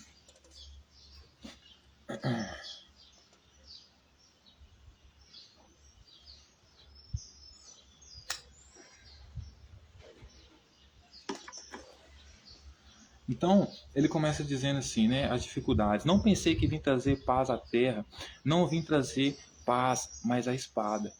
Então, ou seja, por isso que ele diz para os discípulos, né, vocês vão entrar dentro da casa e vão conversar com as pessoas lá para ver se elas vão me seguir. Aquelas que não quiserem me seguir, vocês vão tirar delas o quê? A sua paz. Por quê? Porque Jesus vai passar na casa daquela pessoa por não ter aceitado ele. Então, por isso os discípulos tiraram a paz deles daquela casa. Ele então vai matar essa pessoa. Então, por isso que ele diz: não penseis que vim trazer a paz à terra, não vim trazer paz, mas a espada. Por quê? Porque é ele que vai entrar na casa das pessoas e levarem elas cativeiro e vai matar as pessoas. Por quê? Porque não querem seguir ele, não querem aceitar ele como rei. Né? Ele vai dizer: pois vim causar divisão entre o homem e seu pai, entre sua filha e a sua mãe, entre a nora e a sua sogra. Assim os inimigos do homem serão da sua própria casa. Então, assim, ele é um mau pastor. Né? Ele é o culpado pelas multidões estarem aflitas. Né, por estarem tristes, né, por estarem sentindo uma multidão sem pastor, sem líder. Por quê? Porque ele é um líder que está colocando as pessoas contra os seus próprios parentes.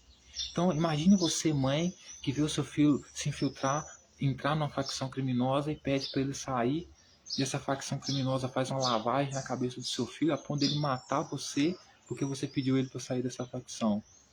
Essa era a doutrina, a lavagem que Jesus fazia, cerebral que Jesus fazia na cabeça dos seus discípulos.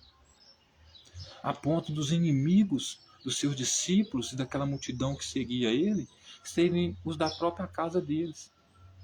Então, ou seja, o maior inimigo deles não seriam nem as autoridades, seriam as próprias famílias. Justamente por quê? Porque fariam uma coisa certa que a mãe de Jesus fez, que é tentar impedir ele de fazer as loucuras que ele estava fazendo, porque achava que o quê? Que ele estava fora de si. Aí ele, porque ficou nervosinho, acaba negando que aquela ali é a família dele, porque quer impedir ele, e acaba apoiando as pessoas que seguem ele e que endossam o que ele faz como a verdadeira família dele, certo?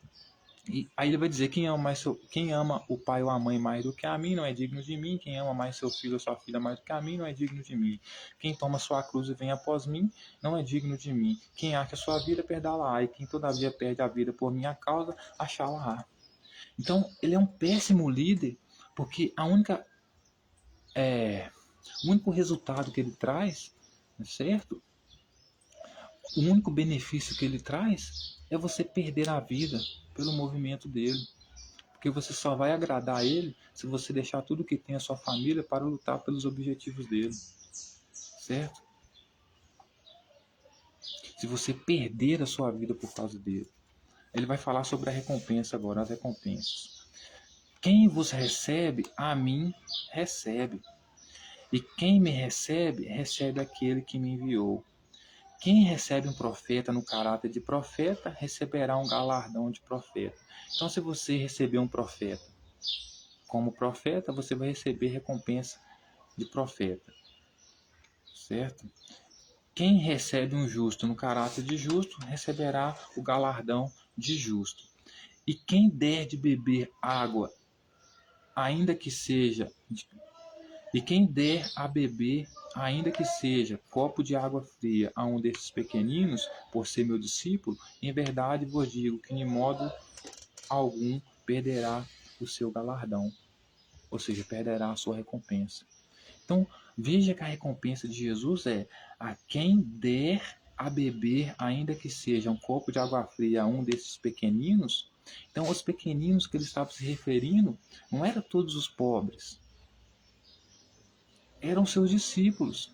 Jesus está querendo que os discípulos dele, que vão entrar dentro da sua casa, te ameaçar de morte, caso você não siga ele, tirando a paz dele sobre você, caso você não siga ele. E além de você aceitar ele, aceitar alguém que está te oprimindo, aceitar alguém que está te impondo regras, né? Você ainda tem que tratar dele, dar água para o seu inimigo, cuidar do inimigo que está te oprimindo, né? É isso que ele está pedindo, né? Porque ele vai dizer, quem der de beber, ainda que seja um copo de água fria a um destes pequeninos, ou seja, os discípulos dele que estão entrando dentro da sua casa e te ameaçando de morte, caso você não siga ele, né? Porque por ser esse meu discípulo, então, ou seja, você tinha que dar água para ele, porque mesmo ele te ameaçando, porque ele era discípulo de Jesus, em verdade eu vos digo que de modo algum perderá o seu galardão, né? Então, ou seja, Jesus está pedindo, segundo Mateus, que as pessoas que estão sendo oprimidas por ele, que são obrigadas a seguir o regime dele, a doutrina dele, porque os discípulos estão impondo, prometendo morte sobre elas caso elas, ou seja, tirando a paz delas, caso elas não aceitem, e se ele tirar a paz, fica o que? A espada, né? Ou seja, a morte. E além dessas pessoas que têm que aceitar isso, elas ainda têm que cuidar dos seus opressores, que são os discípulos de Jesus, dando aguinha fria para eles.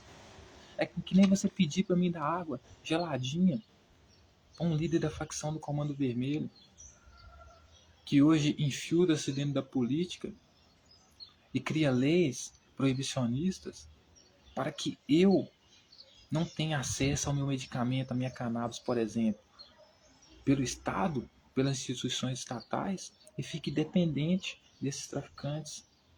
Então, gere mão de obra e riqueza para eles ficarem maior do que o Estado, sem propor nada maior, melhor, né? Eles querem ser um Estado paralelo, mas não tem projeto nenhum, pelo menos, da aposentadoria para quem não aguenta trabalhar mais, né? Então, esse era Jesus, senhoras e senhores. Porque toda vez que você proíbe a droga, quem ganha com isso é o tráfico, né? Por quê? Porque não vai pagar imposto, né? Aí ele vai falar, Jesus prega nas cidades. Ora, tendo acabado Jesus de dar essas instruções aos seus 12 discípulos, partiu dali para ensinar e pregar nas cidades deles. Então Jesus deu essas instruções para eles, e como se isso não bastasse, agora vai pregar também na cidade deles. João envia mensageiro a Jesus. Olha só, quem que é? João. Quem que era João? Discípulo dele, tá? Quando João ouviu no cárcere falar das obras de Cristo, mandou por seus discípulos perguntar-lhes: És tu aquele que estava para vir, ou haveremos de esperar outro? Então João fica sabendo dentro do cárcere por que João foi preso, por causa de Jesus, porque Jesus mesmo disse que João e os seus outros discípulos seriam presos e entregues às autoridades por causa do nome dele, que não só seriam presos, mas como seriam mortos. Então aconteceu realmente com João. João está preso por causa de quem? Por causa de Jesus, por seguir o movimento terrorista de Jesus, certo? Então o texto vai dizer que João ouviu no cárcere falar das obras de Cristo.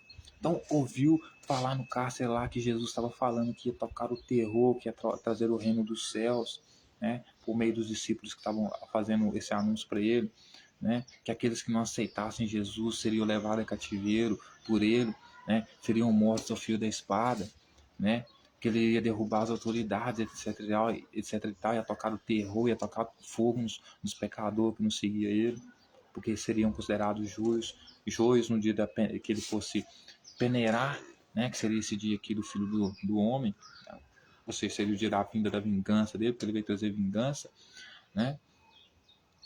Então João, ouvindo tudo isso, né, mandou os seus discípulos perguntar-lhe, né, és tu que estava para vir, ou haveremos de esperar outro? Então João manda os seus discípulos perguntarem: ô Jesus, nós estamos esperando aí um Messias aí, porque João também esperava um terroristinha como Jesus. Aí, ouvindo falar de Jesus, ele pergunta se os discípulos perguntarem se Jesus é aquele que eles estavam esperando, ou seja, eles estavam esperando alguém que fosse tacar fogo nos pecadores, estavam esperando alguém que viesse trazer esse regime autoritário. Então João manda os discípulos dele perguntar se esse cara que ele estava esperando era Jesus ou se era outro. porque ele tinha ouvido falar coisas semelhantes a respeito de Jesus. Jesus respondendo disse-lhe: Ide e anunciai a João que estáis ouvindo e vendo, os cegos veem, os corpos andam, os leprosos são purificados, os surdos ouvem, os mortos são ressuscitados, e aos pobres está sendo pregado o evangelho. Bem-aventurado é aquele que não achar em mim motivo de tropeço. Então, ele manda os discípulos dele falar para João que bem-aventurado é aquele que não vê nele motivo de tropeço. Aquele que olha para ele e não pensa que se andar com ele vai ser punido, né? Porque é o de fato que vai acontecer, né? Então, as pessoas que olhassem para ele e vissem ele como uma pedra de tropeço teriam muito mais uma vida melhor do que os que não viram ele como pedra de tropeço e acabaram todos presos, mortos, porque era isso que ele era na vida dessas pessoas, uma pedra de tropeço. Todo mundo que andava com ele tendia a cair, a tropeçar, porque ele era o próprio erro em pessoa, né?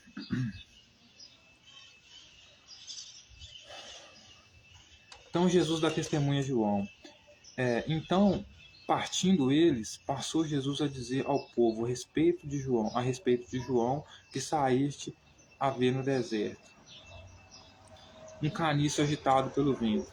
Tá. Então, partindo eles, passou Jesus a dizer a respeito de João. Então eles estavam partindo, estavam andando, e Jesus resolveu dizer para essas pessoas algumas coisas a respeito de João. E o que foi que ele disse? Que saíste a ver no deserto um caniço agitado pelo vento? Sim, que saíste a ver um homem vestido de roupas finas? Ora, os que se vestem de roupas finas assistem nos palácios reais. Então Jesus está querendo dizer o seguinte: ô João, você está perguntando aí, resolve dizer para o povo que estava seguindo ele. João basicamente está perguntando se eu sou aquele que ele estava esperando vir. E eu vou dar ideia nele. Por quê? Porque se ele está esperando alguém com roupa fina, esse não sou eu. Se está esperando alguém com trajes finos, esse não sou eu. Porque esses são os que estão nos palácios, que são os que prenderam ele. Então eu não sou o cara que ele está esperando. Jesus basicamente falando para os seguidores dele, né? Mas para que saístes para ver um profeta? Sim, eu vos digo, e muito mais que profeta.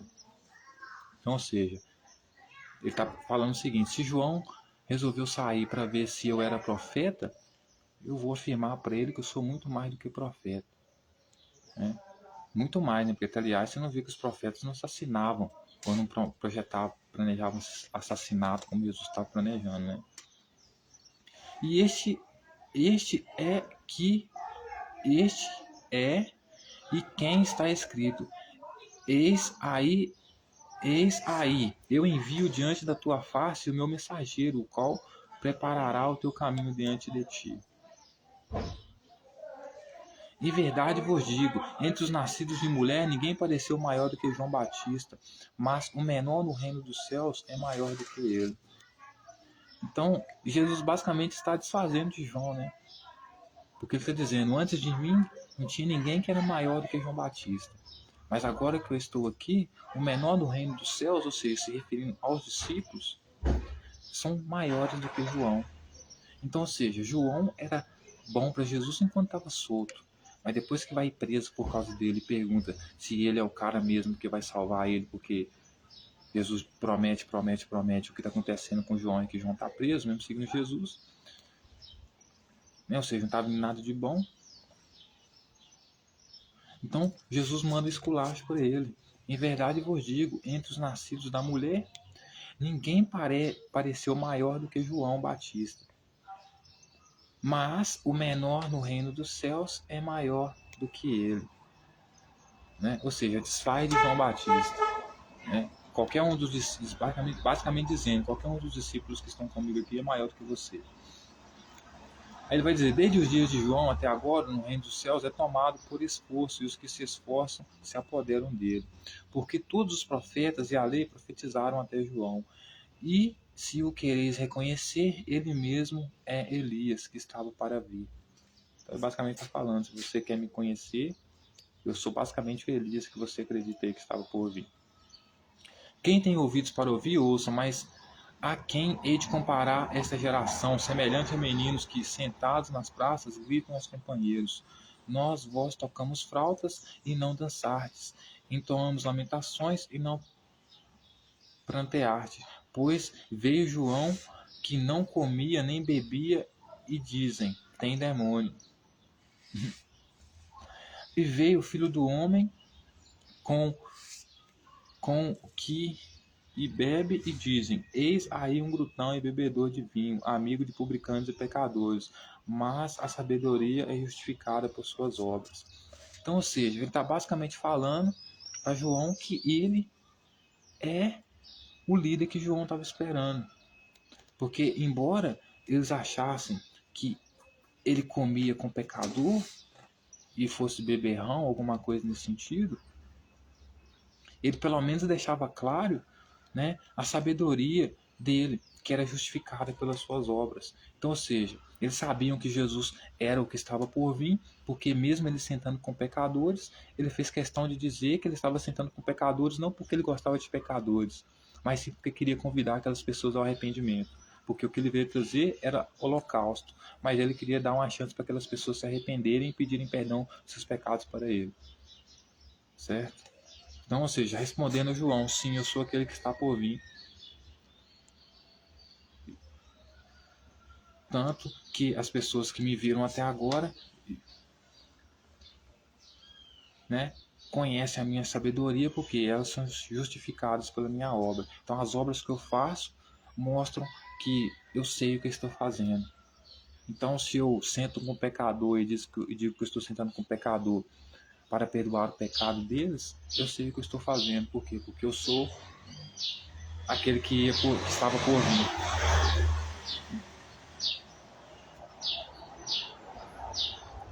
Aí ele continua dizendo assim, passou então Jesus a increpitar as cidades, ou seja, a cobrar, né? Passou Jesus a cobrar as cidades nas quais ele operava numerosos milagres pelo fato de não terem se arrependido. Então Jesus veio para que as pessoas se arrependessem dos pecados delas, né? Por quê? Porque agora ele se colocava maior do que a tradição, maior do que a cultura, do que a lei do povo. Então, o povo agora não precisava mais sacrificar bicho para ter perdão dos pecados, porque Jesus disse que não precisava. Mas aí o texto vai dizer que ele começou, né, a increpar, né, a cidade na qual ele operava numerosos milagres pelo fato de eles não terem se arrependido. Ou seja, as cidades que Jesus, mesmo cegos, que Jesus fez com que eles vissem ele como rei, não se arrependeram dos seus pecados. Então, se eram homossexuais, continuaram sendo homossexuais, até porque não há cura para isso. Se eram mulheres adúlteras, continuaram sendo mulheres adúlteras, até porque também não há cura para isso, portanto não há arrependimento para isso. O desejo de ficar com outras pessoas é super normal, né? Fora do casamento. É a natureza humana sendo ela mesma, né? Aí ele vai dizer, ai de ti, Corazim, ai de ti, Betsaiba, porque se em Tiro e em Sidom se tivessem operado os milagres milagres que em vós se fizeram, há muitos que elas se teriam arrependido no pano de saco cinza. Então o que ele está querendo dizer aqui? Vocês, Betsaiba, né? Corazim, cidades que eu andei pregando arrependimento, né? Se eu tivesse operado esses sinais que eu operei, né, em outras cidades do passado, como eu fiz aqui, muitos que estão nela teriam se arrependido com pano de saco e cinza. Então o que ele está querendo dizer? Se vocês tivessem se arrependido, se eu tivesse feito o que eu fiz com vocês aqui, com outros povos no passado, eles teriam se arrependido. Ou seja, se eu tivesse ameaçado trazer espada, etc e tal, para eles se arrependerem e se dobrarem a mim, eles teriam se arrependido. E eles teriam se arrependido por quê? Porque eu estaria pano e saco cinza. Pano e saco cinza é o quê? Como ele queria fazer as pessoas se arrependerem a ele, fazer as pessoas seguirem ele, esses panos e sacos cinza que ele está falando é o quê? colocar o saco na cabeça da pessoa e sufocar ela para ela se arrepender e seguir Jesus, porque o que se trata aqui é tortura, né? Então é basicamente como se Jesus estivesse dizendo, né? Se eu tivesse feito o que eu fiz com vocês aqui, com algum povo do passado, mesmo que fosse com saco, eles teriam se arrependido. Ou seja, mesmo que fosse sufocando eles com saco cinza, eles teriam se arrependido. Mas vocês nem ameaçando de espada, a levar cativeiro, a matar a própria família de vocês, nem isso fez com que vocês se arrependessem. Ele vai dizer: e contudo vos digo, no dia do juízo haverá menos rigor para Tiro e Sidom do que para vós outros.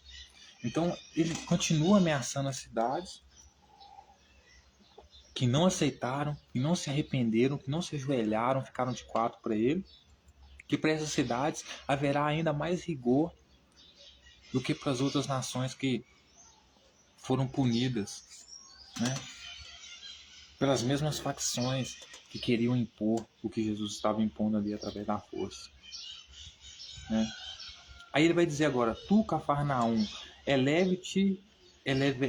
elevar-te-ás porventura até os céus? Descerás até o inferno, porque se em Sodoma se tivessem operado os milagres em que te fizeram, teria ela permanecido até o dia de hoje. Então, senhoras e senhores, ele agora chega a acusar Cafarnaum. Por quê? Porque o pessoal de Cafarnaum, o que aconteceu, né? O pessoal de Cafarnaum ficou sabendo que estava curando pessoas lá, o que era balela, era mentira. Aí resolve levar uma pessoa doente de verdade para ir lá, que era um paralítico. Aí ele olha para o paralítico e fala assim: rapaz, esse daí tem fé, hein? Ou seja, é trouxa, né? Para acreditar que eu posso curar um paralítico e vir cá para ser curado por mim, só pode ser trouxa, né? Aí ele vai e fala para o paralítico assim: estão perdoados os seus pecados. Aí os escribas vai e falam para ele: esse cara aqui está zombando, ele está blasfemando, ele está debochando do paralítico. Porque como assim, o cara vem aqui para pedir cura, ele vai e diz que está perdoado os pecados dele? Os caras estão zombando, né? Ou seja, eles não acreditam em Jesus, né? Aí Jesus vai e fala assim: o que é mais fácil dizer para eles que eu perdoo o pecado dele ou curar ele? O que é mais fácil dizer? É claro que era perdoar os pecados, né? Aí Jesus vai e fala para ele: para vocês verem que eu tenho autoridade, eu vou dizer para ele levantar e andar. Para vocês verem, basicamente, que não vai acontecer nada comigo. Por quê? Porque eu tenho autoridade. Então, mesmo dizendo para um paralítico que ele vai ser curado, levanta-te e anda, e ele não levanta e anda, isso não vai fazer com que ninguém se revolte contra mim aqui. Por quê? Porque eu estou demonstrando autoridade, né? Além de perdoar pecado, ou seja, coisa que eu não posso fazer, eu ainda estou curando paralítico. Aí o texto vai dizer que ele se levantou e saiu andando. Ele quem? O paralítico? Não, ele, Jesus. O paralítico voltou para casa carregado do mesmo jeito. Por quê? Porque não existe cura do paralítico. Ele queria engabelar o paralítico, né? Ele queria enganar o paralítico, né? Por isso dizendo que ele estava curado, porque era mais fácil dizer que estava curado, é mais fácil dizer que estava perdoado do que dizer que estava curado, né? Só que como os escribas zombam dele, falam que ele está zombando, né? Aí ele vai e fala: então eu vou dizer então que ele está curado, então para vocês verem que eu tenho autoridade, se eu quiser eu zombo mesmo, debocho mesmo. Aí diz pro paralítico: levanta e anda. Mas quem levantou e andou foi quem? Foi ele, Jesus. E foi embora, picou a mula, como sempre fez. Então agora ele está dando avisos, está dando. Então agora ele está ameaçando Cafarnaum, porque Cafarnaum, né, não acreditou nos milagres dele,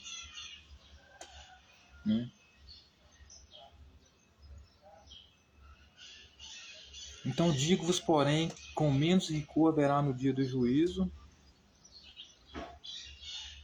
para com a terra de Sodoma do que para contigo. Então, ou seja, tá? Se Sodoma foi queimado com fogo e foi queimado com muito rigor, e para Cafarnaum ainda haverá mais rigor ainda, ou seja, Sodoma foi julgado com menos rigor, então o que ele vai fazer com Sodoma então? Além de queimar o povo todo, né? Ou seja, ainda vai trazer coisas piores ainda, né? Então não basta queimar o povo, né? Juntar o povo, queimar o povo, porque aqui ele vai considerar pecador, joio, então tem que queimar. Mas ainda quer fazer pior do que foi feito com Sodoma, né? Jesus, o Salvador dos humildes, para terminar, senhoras e senhores. Continua dizendo assim: por aquele tempo exclamou Jesus: graças te dou, Pai, Senhor do céu e da terra, porque ocultaste essas coisas aos sábios e entendidos e as revelaste aos pequeninos. Então ele vai dizer, Jesus vai dizer que dá graças ao Pai dele, porque o Pai dele, o Espírito Santo, o líder, o arquiteto desse plano terrorista, ele vai agradecer ele e dar graças a ele, porque ele ocultou, ou seja, ele escondeu estas coisas aos sábios e aos entendidos, ou seja, escondeu das autoridades que ele iria matar todo o povo que negasse a ele, e revelar-te apenas aos pequeninos. Quem que eram os pequeninos aqui? Os discípulos dele, não eram todos os povos, certo? Aí ele vai dizer: sim, ó Pai, porque assim foi o teu grado. Tudo me foi entregue por meu Pai. Ninguém conhece o Filho senão o Pai. Ninguém conhece o Pai senão o Filho. E aquele a quem o Filho quiser revelar. Então ele termina dizendo que ninguém pode conhecer o Pai dele senão ele. Ninguém pode conhecer ele senão o Pai dele. E para conhecer o Pai dele, só pode conhecer se ele deixar, se ele aprovar. Aí ele vai dizer: vinde a mim todos que estáis cansados e sobrecarregados. E eu, olha, porque esse texto final é a mais pura sacanagem. Agora para terminar, tá? Vinde a mim todos que estáis cansados e sobrecarregados, e eu vos aliviarei. O povo que seguia ele estava cansado, estava exausto. E ele aliviou? Não. O povo que seguia ele estava sobrecarregado. E ele aliviou? Não. Não aliviou, nem para os discípulos e nem para o povo. Aí ele vai dizer: tomai sobre vós o meu jugo e aprendei de mim, porque sou manso e humilde de coração. Então, ele quer que as pessoas tomem sobre ele o jugo dele, ou seja, a partir de hoje vocês têm que sofrer o meu jugo, né? Serem doutrinadas por mim, a partir de hoje vocês têm que me obedecer, por isso vocês têm que ter o meu jugo sobre vocês. A partir de hoje vocês não podem fazer nada sem me pedir, sem que eu dê autorização. E aprendei de mim, porque sou manso, uma pessoa que arma um projeto para matar pessoas que não seguem a ele, principalmente crianças que não seguem a ele, e mães grávidas. Uma pessoa dessa é mansa? Uma pessoa que diz que não veio para trazer a paz, que veio para trazer a espada, que vai levar a cativeiro todos aqueles que não seguem a ele, que não querem saber dele, que vai pegar como joio todos os pecadores, juntar e tocar fogo neles para morrer queimado. Uma pessoa dessa é mansa e humilde de coração? Se tem uma coisa que Jesus não era, era manso e humilde de coração. Mas se dizia manso e humilde de coração, por quê? Porque enganava pessoas pobres, humildes. Aí ele vai dizer: e acharei descanso para vós, e acharei descanso para as vossas almas, porque o meu jugo é suave e o meu fardo é leve. Então, o jugo dele é suave? Você sair tendo que obedecer ele, tendo que se ajoelhar para ele como se fosse uma criança, porque é isso que ele pede. Tendo que entrar na casa das pessoas amando dele, dizendo que aquelas que não aceitarem a ele, elas serão punidas, porque você vai tirar sobre elas a paz dele. Então, se você vai tirar a paz, só resta a espada. Então, por isso ele vem para trazer não vem para trazer a paz e trazer a espada. Por quê? Porque nenhum dos povos do qual os discípulos passaram na casa deles aceitaram ele. Então, ou seja, todos seriam mortos, considerados pecadores, mortos ao fio da espada, né? Seriam queimados, né? Então, você seguir um jugo desse, você estar sob uma liderança dessa, é estar sob um jugo suave?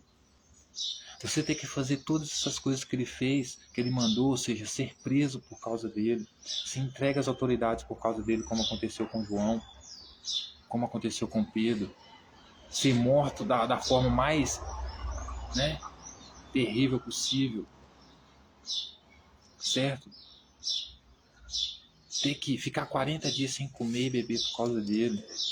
Seguir todos os planos dele, todos os projetos dele, sabendo que você vai morrer, que você vai ser punido, certo? Tendo que ficar contra o seu pai, contra a sua mãe, certo? Amando e idolatrando ele acima do seu pai, da sua mãe, excluindo todos à sua volta que não aceitam ele.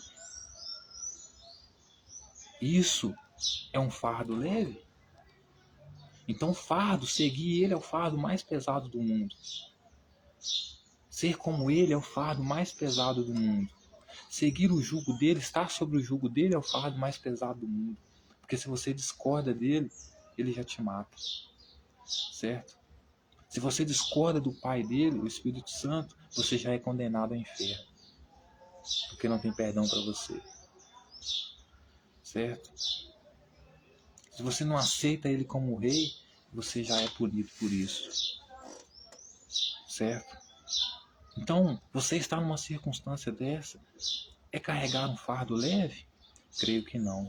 Então, por isso ele é um enganador, por isso ele é um mentiroso. E o fardo dele é tão pesado, mas tão pesado, que a lei dos judeus tinha como lei parar todo sábado para ter o descanso. Mas Jesus colocou seus discípulos para trabalhar dia de sábado, quebrando a lei, que era a lei do descanso. Então, você está sobre o jugo dele, tendo que trabalhar de segunda a segunda, todos os 7 dias da semana. Seguir ele, estar sobre o jugo dele, é carregar um fardo leve? Uma pessoa que trabalha todos os dias da semana, que não descansa, tem um jugo leve sobre a vida dela? Está carregando um fardo leve? Acredito que não. Então, eis aqui, senhoras e senhores, um dos maiores picaretas da história, bandido, terrorista, certo? Que enganou o povo, mentiu para o povo e levou todos à destruição, né? Então, para terminar, eu só peço para que as senhoras e os senhores separem o Jesus da Bíblia e o Jesus da igreja. Porque o Jesus da igreja, ele é um Jesus que teve a imagem ressignificada. Então pegaram o Jesus terrorista da Bíblia e transformaram ele num Jesus bonzinho, salvador. Porque quando Jesus morre e os seus discípulos, os seus seguidores veem que estão perdidos, eles só podem fazer alguma coisa. Ou entram em contato com o Império Romano e estabelecem um acordo, ou continuam seguindo os ensinamentos de Jesus e acabam todos mortos. Então, para o Império, como é muito mais fácil para o Império recrutar pessoas para trabalhar para o enriquecimento do Império do que matá-las, foi assim que aconteceu com os discípulos de Jesus, com a multidão que seguia ele. Então, Roma pega, ressignifica a imagem de Jesus, transforma o Jesus da Bíblia, terrorista, leão, em um gatinho manso, transforma ele em Deus, aceita ele como um Deus do panteão romano, desde que esse Deus seja submisso ao Império Romano, desde que esse Deus se transforme de um terrorista, leão, raivoso, como está nos textos bíblicos, em um Jesus domesticado, um gatinho, fofinho, cheio de amor. Então, por isso, se ressignifica a imagem de Jesus. Justamente por quê? Para poder inserir aquela população que seguia Jesus, mas agora está sem líder, né? Na comunidade romana, ressignificando a imagem desse Jesus. Né? Porque você precisa separar esse Jesus da igreja do Jesus da Bíblia. Porque o Jesus da Bíblia, ele é um leão. O Jesus da Bíblia, ele é um terrorista. Ele quer derrubar o Império Romano, ele quer matar os romanos e os judeus que estão em Jerusalém e Judá. Certo? Só que Roma não pode transformá-lo em rei, em uma entidade do Império, aceitando a figura dele real de terrorista, como na Bíblia, que está lutando contra Roma. Então precisa ressignificar a imagem dele, de um terrorista, inimigo de Roma e dos judeus, como descrito nos textos bíblicos. Ele passa a ser então um Jesus domesticado, que apoia Roma, que adora Roma. Inclusive concorda, segundo Paulo, que toda autoridade emana de Deus, que toda autoridade já está lá porque Deus colocou. Por quê? Porque para o cristão da época, para o seguidor da época de Jesus, seria inconcebível Jesus aceitar que as autoridades romanas que estavam dentro de Jerusalém e de Judá estavam lá porque Deus colocou, porque ele mesmo queria combatê-los. Então separe o Jesus da Bíblia do Jesus da igreja. Porque o Jesus da Bíblia é uma coisa, o Jesus da igreja é outra. E com o Jesus da igreja eu não estou me metendo, com o Jesus da igreja eu não me envolvo, está tudo certo. Mas eu falo do Jesus da Bíblia, por quê? Para que vocês entendam como as facções criminosas sempre trabalhavam do mesmo jeito, revertendo a ordem, convertendo as pessoas a seguirem o seu regime e ameaçando, matando, né? Trazendo caos, certo? Então essa é a nossa mensagem aqui, como sempre, nosso símbolo maçônico, né? Porque eu jamais teria coragem de matar uma pessoa, né? Porque eu, por ter tido uma educação, né, maçônica, se posso dizer assim, de alto nível, eu entendo que uma das coisas mais valiosas que existem no mundo, a mais valiosa, são os seres humanos, porque são eles que produzem riqueza. Tudo que nós temos hoje, quem produziu foram os seres humanos, né? No contexto social, político, né? Então, a natureza é tudo de bom, é o melhor produto que a natureza pode gerar é o ser humano. Então, eu não matar outra pessoa para mim é uma coisa inconcebível. Eu sou muito mais ensinar essa pessoa e colocar ela para contribuir com a nossa sociedade, né, para gerar riqueza, etc. e tal, do que matar. Então, estamos juntos. E sejam bem-vindos ao nosso modelo, nosso governo único mundial, com a aliança, né, entre Brasil, China e Rússia. Brasil como agricultura, potência agricultura, China como ciências, tecnologias, cidades inteligentes com câmeras para vigiar 24 horas por dia, com cidades inteligentes de 20 minutos, onde tudo que você precisa está perto da sua casa. Então, China, por ser experiente, vai nos ajudar nesse plano, né, nesse arquitetar essa sociedade, e Rússia como potência militar, né, para guardar nossas riquezas, no sentido de que as pessoas não vêm roubar, né? E assim vamos evoluindo, senhoras e senhores. Então, até mais. Amo todos vocês. Tchauzinho.